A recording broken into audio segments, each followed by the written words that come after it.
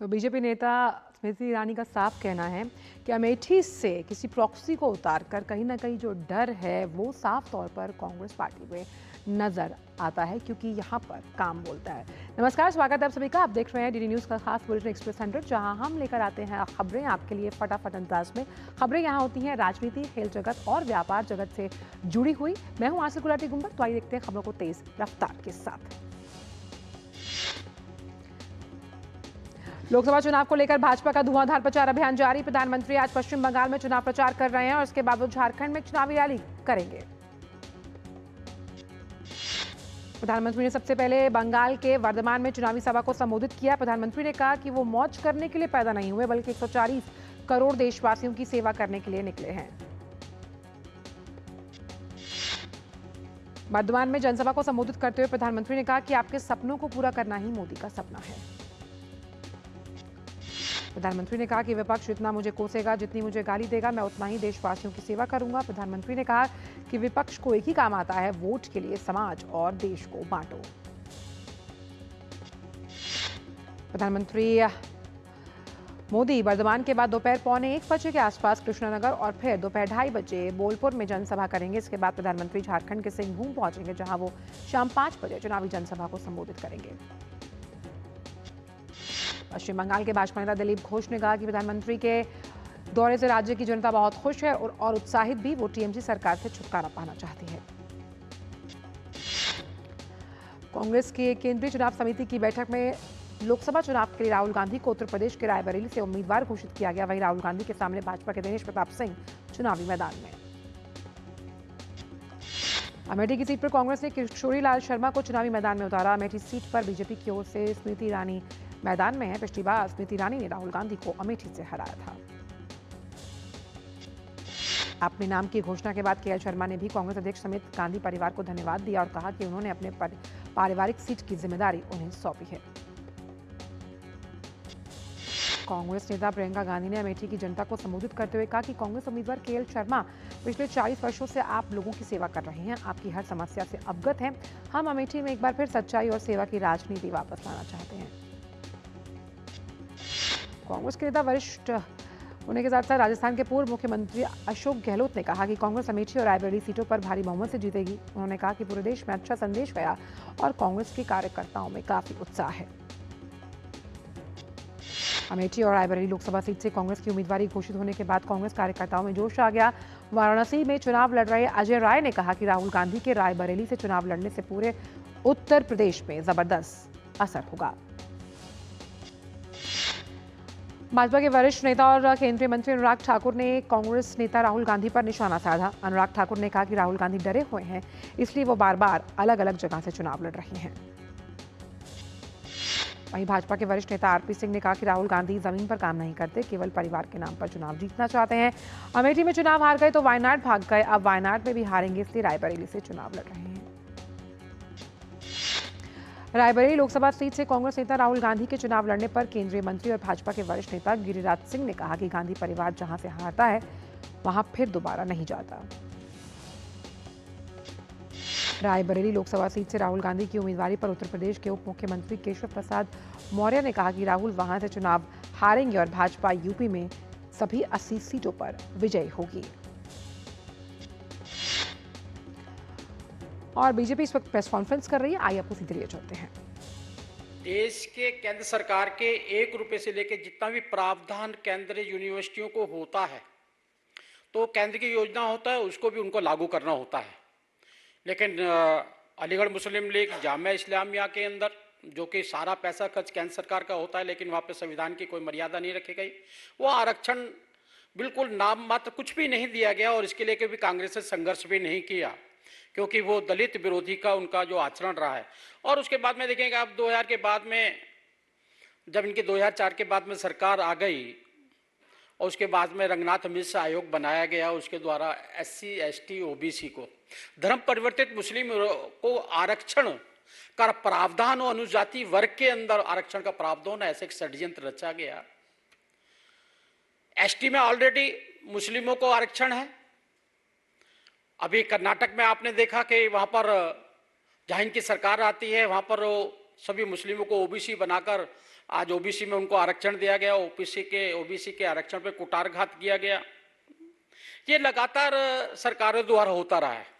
और खासकर एक बड़ा, जब देश आजाद हुआ था, योगेंद्र मंडल के साथ में लाखों लोग पाकिस्तान गए थे, वेस्ट बंगाल गए थे, और वहाँ के जिन्ना जी ने उनको लॉ मिनिस्टर भी बनाया था। संविधान बनाने के लिए उनको कहा गया था कि आप यहाँ पे आइए, आपको आदर सम्मान। लेकिन वहाँ पर किसी भी दलित, जो लाखों लोग गए थे, किसी को भी उनको जो आदर मिलना चाहिए था, आदर तो अलग बात है, उनकी हत्या की गई, बलात्कार किए गए, उनका धर्म परिवर्तन किया गया, वो सारे भागकर हिंदुस्तान आ गए। आज सीए के माध्यम से, जो उस समय के आज़ाद भारत के अंदर तत्कालीन प्रधानमंत्री हों, चाहे गृह मंत्री हों, अपने महात्मा गांधी, डॉक्टर अम्बेडकर, सबने कहा था कि उनको हम नागरिकता देश की देंगे। लेकिन आज सीए लागू होने के लगातार उनको लटकाते रहे, और देश उसको लागू करने की बात करता है तो उसका लेकर विरोध करने के लिए वो खड़े हो जाते हैं।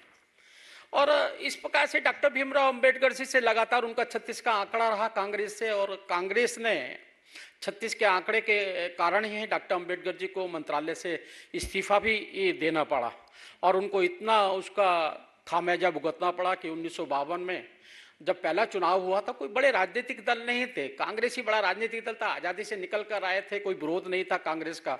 लेकिन डॉक्टर भीमराव अंबेडकर जी के अगेंस्ट चुनाव का प्रचार कर कैंडिडेट खड़कर जवाहरलाल नेहरू जी ने उनको हराने का काम किया। और ऐसे 1953 में भी बाई इलेक्शन भंडारा का हुआ, उसके अंदर भी उनको सदन में नहीं जाने दिया। इतनी पीड़ा और तकलीफ डॉक्टर अंबेडकर जी से और उनके अनुयायियों से थी कि उनको भारत रत्न लेने के लिए, आप देखेंगे इंदिरा गांधी को 1971 में भारत रत्न दे दिया गया, जीते जी भारत रत्न दिया गया। जवाहरलाल नेहरू जी को 1955 में जीते जी भारत रत्न दे दिया गया। राजीव गांधी को डेथ होते ही 1991 में भारत रत्न दे दिया। लेकिन डॉक्टर भीमराव अंबेडकर जी को भारत रत्न देने के लिए गैर कांग्रेसी सरकार का इंतजार करना पड़ा। उनको 14 अप्रैल 1990 पे जब तो आप सुन रहे थे भाजपा की प्रेस कॉन्फ्रेंस जो कि आरक्षण को लेकर हो रही थी। और आइए अब खबरों के सिलसिले को एक्सप्रेस अंदाज में बढ़ाते हैं आगे। केंद्रीय गृह मंत्री और भाजपा के स्टार प्रचारक अमित शाह आज 3 राज्य कर्नाटक, महाराष्ट्र और गोवा में 4 जगह चुनावी प्रचार करेंगे। अमित शाह आज सबसे पहले कर्नाटक के चिकोडी लोकसभा क्षेत्र के हुक्केरी में चुनावी जनसभा को संबोधित करेंगे। इसके बाद वो महाराष्ट्र के रत्नागिरी और सांगली में चुनावी जनसभाएं करेंगे। महाराष्ट्र के बाद अमित शाह उत्तरी गोवा लोकसभा संसदीय क्षेत्र में चुनावी रैली कर मतदाताओं से एनडीए प्रत्याशी के पक्ष में वोट की अपील करेंगे।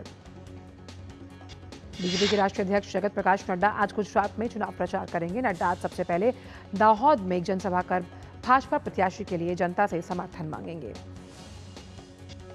इसके बाद वो अहमदाबाद के मतदाताओं से संवाद कार्यक्रम में शामिल होंगे। जेपी नड्डा कच्छ के गांधीधाम में झंडा चौक तक एक रोड शो निकालेंगे। भाजपा अध्यक्ष गांधीधाम में ही मतदाताओं से संवाद कार्यक्रम में हिस्सा लेंगे।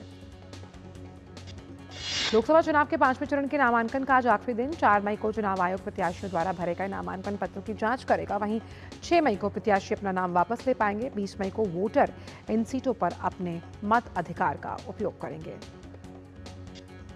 5वें चरण के चुनावों में 49 सीटों पर प्रत्याशियों की किस्मत का फैसला होगा। इस चरण में 6 राज्यों समेत 2 केंद्र शासित प्रदेशों की सीटों पर मतदान होगा। 5वें चरण में कई अहम सीटें आती हैं। ऐसे में आज का दिन चुनावी उठापटक से भरा रहेगा। भाजपा नेता दिलीप घोष ने टीएमसी पर हमला बोला। राज्यपाल सीवी आनंद बोस पर कथित रूप से एक महिला द्वारा छेड़छाड़ का आरोप लगाने पर बीजेपी नेता दिलीप घोष ने कहा कि टीएमसी प्रधानमंत्री, गृह मंत्री, राज्यपाल हर एक पद को बदनाम और बर्बाद करने की कोशिश कर रही है। देश में जहां एक और लोकसभा चुनाव का रंग चढ़ा है, वहीं ओडिशा में विधानसभा चुनाव की तैयारियां भी जोरों पर हैं। ओडिशा विधानसभा की 147 सीटों पर 13 मई से 1 जून तक 4 चरण में मतदान होगा। राज्य में विधानसभा चुनाव के दूसरे चरण के मतदान के लिए नामांकन का आज आखिरी दिन। इस चरण के लिए 4 मई को नामांकन पत्रों की जांच होगी और 6 मई को प्रत्याशी अपना नाम वापस ले सकते हैं। बीजेडी नेता और ओडिशा के मुख्यमंत्री नवीन पटनायक कांताबांजी और हिंजली विधानसभा सीटों से अपनी किस्मत आजमाएंगे। वहीं बीजेपी ने ओडिशा विधानसभा चुनाव के लिए अपनी 5वीं सूची जारी कर दी। आबकारी नीति मामले में दिल्ली के मुख्यमंत्री अरविंद केजरीवाल की याचिका पर सुप्रीम कोर्ट आज सुनवाई करेगा। अरविंद केजरीवाल ने इस मामले में अपनी गिरफ्तारी को चुनौती दी है। पिछली सुनवाई में सुप्रीम कोर्ट ने ईडी से कई अहम सवाल पूछे। आज ईडी की ओर से एडिशनल सॉलिसिटर जनरल कोर्ट के सवालों पर जवाब रखेंगे। दिल्ली हाईकोर्ट में आप नेता और पूर्व उप मुख्यमंत्री मनीष सिसोदिया की जमानत याचिका पर आज सुनवाई होनी है। सिसोदिया ने 30 अप्रैल को मामले की तत्काल सुनवाई को लेकर एक्टिंग चीफ जस्टिस मनमोहन और जस्टिस मनमीत प्रीतम सिंह अरोड़ा की बेंच के सामने लगाई थी याचिका। सिसोदिया ने दिल्ली शराब नीति से जुड़े ईडी के मनी लॉन्ड्रिंग और केंद्रीय जांच ब्यूरो के भ्रष्टाचार मामले में 2 याचिकाएं लगाई। जस्टिस स्वर्ण कांता शर्मा की सिंगल जस्टिस बेंच दोनों याचिकाओं पर सुनवाई करेगी। कर्नाटक में जेडीएस के लोकसभा उम्मीदवार प्रज्वल रेवन्ना से जुड़े कथित अश्लील वीडियो मामले की जांच कर रहे हैं और कर्नाटक के गृह मंत्री का कहना है कि प्रज्वल के खिलाफ लुकआउट नोटिस जारी किया गया। उन्हें 24 घंटे के भीतर एसआईटी के सामने पेश होने के लिए दूसरा नोटिस भेजा गया।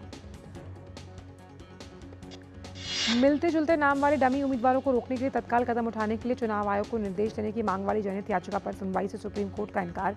कहा, अगर किसी व्यक्ति का बचपन से राहुल गांधी नाम हो तो क्या आप उसे चुनाव लड़ने से रोक देंगे? देश के अधिकांश भाग में आसमान से आग बरस रही है। भीषण गर्मी के चलते सामान्य जनजीवन पर प्रभाव पड़ा। मौसम विभाग ने देश के दक्षिणी हिस्सों में भीषण गर्मी जारी रहने का अनुमान जताया। अगले 5 दिन के दौरान तमिलनाडु, केरल, आंध्र प्रदेश, महाराष्ट्र, रायलसीमा और गुजरात में लू की स्थिति बने रहने की आशंका। इसके साथ ही मौसम विभाग ने उत्तर और मध्य भारत में भी रविवार तक लू की स्थिति बने रहने की बात कही है।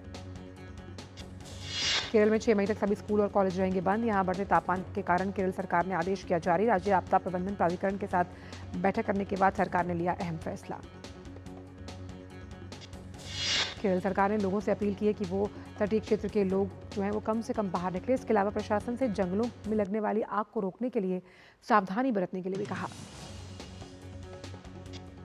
मुख्यमंत्री पिनराई विजयन ने कहा कि लोग खासतौर पर सुबह 11 बजे से लेकर 3 बजे तक लंबे समय के लिए सीधे धूप से बचें।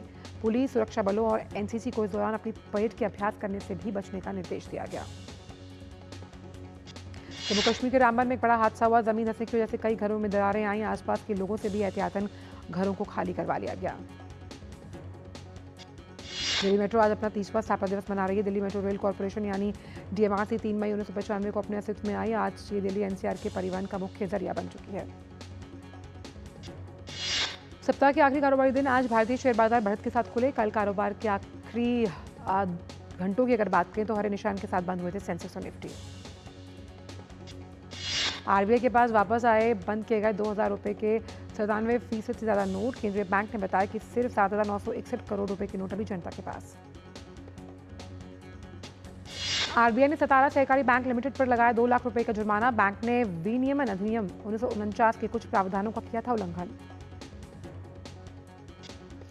आदित्य बिरला समूह की कंपनी बिरला एसेट्स ने मुंबई स्थित अपनी लग्जरी आवासीय परियोजना में 72 फ्लैटों की बिक्री पर 2,500 करोड़ रुपए का राजस्व किया अर्जित। बिरला एसेट्स ने एक बयान में कहा कि 2 ये फ्लैट आवासीय टावर सिलास में मौजूद हैं, जो कि मध्य मुंबई में स्थित लग्जरी आवासीय परियोजना बिरला न्यारा का एक हिस्सा है। रेलवे के सार्वजनिक क्षेत्र के उपक्रम रेलटेल कॉर्पोरेशन ऑफ इंडिया का शुद्ध लाभ बीते वित्त वर्ष की चौथी तिमाही में 3% बढ़कर 77 करोड़ से ज्यादा। रेलटेल कॉर्पोरेशन ने कहा कि रेलवे मंत्रालय के अंतर्गत आने वाली मिनी रत्न कंपनी के कुल आमदनी की अगर बात की जाए तो मार्च तिमाही में 852 करोड़ रुपए। कर्नाटक सरकार के उद्यान विभाग ने मैंगलुरु में किसानों की उपज सीधे उपभोक्ताओं तक पहुंचाने के उद्देश्य से 5 मई को 9 दिन का आम और कटहल मेला आयोजित किया। हाजिर बाजार की मांग में तेजी आने के बीच वायदा कारोबार में जस्ता की कीमत 2.70 रुपए की तेजी के साथ 256 रुपए प्रति किलोग्राम। चाय कंपनी बनाने वाली कंपनी सीट का शुद्ध लाभ बीते वित्त वर्ष की चौथी तिमाही की अगर बात करें तो 23% घटकर 102 करोड़ रुपए।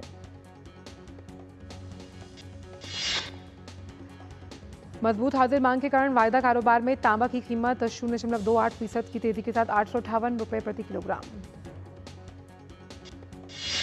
भारत और नेपाल के शीर्ष लेखा परीक्षकों ने ऑडिट से जुड़े पेशेवरों के बीच क्षमता विकास और ज्ञान के आदान प्रदान के लिए मंच स्थापित करने को लेकर शुरुआती समझौते पर किए हस्ताक्षर। वाहन और कारोबार के लिए कर्ज देने वाली एनबीएफसी कंपनी एसके फाइनेंस ने आईपीओ के माध्यम से 2,200 करोड़ रुपए जुटाने के लिए सेबी के पास शुरुआती दस्तावेज कराए जमा। 8 मई से 10 मई के बीच खुलेगा आईपीओ। दस्तावेजों के अनुसार आईपीओ में 500 करोड़ रुपए के नए शेयर जारी किए जाएंगे। जोमेटो को दिल्ली बिक्री पर अधिकारी ने 2 करोड़ रुपए में ज्यादा का जीएसटी, 2 करोड़ से ज्यादा का ब्याज और जुर्माना भरने का नया आदेश दिया। जोमेटो को कहना है कि वह सक्षम अधिकारी के समक्ष इसके खिलाफ करेगा अपील। भारत में 80% से ज्यादा कोयला उत्पादन करने वाली कोल इंडिया का चौथी तिमाही के दौरान कंसोलिडेटेड नेट मुनाफा 26% बढ़ा है। सॉफ्टवेयर की दिग्गज कंपनी फ्रेशवर्क्स के संस्थापक गिरीश ने कंपनी के मुख्य कार्यकारी अधिकारी पद से दिया इस्तीफा। इंडिगो एयरलाइन ने अपने कर्मचारियों के लिए विशेष बोनस की घोषणा की। यह फैसला एयरलाइन की चौथी तिमाही और पूरे साल के नतीजों की घोषणा से पहले आया। इंडिगो ने अपने कर्मचारियों को भेजे गए संदेश में कहा कि वो 1.5 महीने से मूल वेतन के बराबर एक मुश्त विशेष बोनस देगी। आरबीआई ने बजाज फाइनेंस पर ई-कॉम और इंस्टा ईएमआई कार्ड के माध्यम से कर्ज की मंजूरी और वितरण पर लगी पाबंदी को हटाया। भारतीय टेलीकॉम कंपनी वोडाफोन आइडिया को आगामी 2 सालों में अपनी वित्तीय स्थिति सुधारने की उम्मीद। इजरायल और हमास के बीच खींचतान जारी। इजरायल जहां अपने 129 बंधकों की रिहाई चाहता है और बदले में फिलिस्तीनी कैदियों की रिहाई और अस्थायी युद्ध विराम की बात कह रहा है, वहीं हमास गाजा में स्थायी युद्ध विराम में से कम पर तैयार नहीं है। बंधकों की रिहाई के लिए दबाव बनाने के लिए इजरायली सेना ने रफा को घेर रखा है, जहां वह करीब 14 लाख शरणार्थी मौजूद हैं। इजरायल ने हमास को चेतावनी दी है कि लाचार 33 बंधकों की जल्द रिहाई ना हुई तो वो रफा से जमीनी सैन्य कार्रवाई शुरू कर देगा। इंडोनेशिया के उत्तरी सुलावेसी प्रांत के बिटुंग शहर में रुआंग ज्वालामुखी से राख निकलने और बारिश होने की वजह से स्कूल बंद। बिटुंग शहर में ज्वालामुखी विस्फोट के बाद आसमान में छाए राख के कारण हवाई सेवाएं बंद। अफ्रीकी देश कीनिया में अधिकारियों ने दक्षिण पश्चिमी काउंटी नॉरॉक में Maasai Mara national reserve park में बाढ़ में फंसे पर्यटकों को सफलतापूर्वक निकाला। अधिकारियों ने बताया कि पर्यटकों को सुरक्षित निकालकर पास के शिविरों में पहुंचा दिया गया। ब्राजील के राष्ट्रपति लुइस इनासियो लुला दा सिल्वा ने बाढ़ से प्रभावित इलाकों का किया दौरा। बाढ़ के कारण ब्राजील में मृतकों की संख्या बढ़कर हुई 13। उत्तर प्रदेश के अमेठी से भाजपा प्रत्याशी स्मृति ईरानी ने अमेठी से गांधी परिवार के चुनाव न लड़ने का कांग्रेस पार्टी की जो मेन वजह है उसे हार को लेकर बताया। उन्होंने कहा कि अमेठी से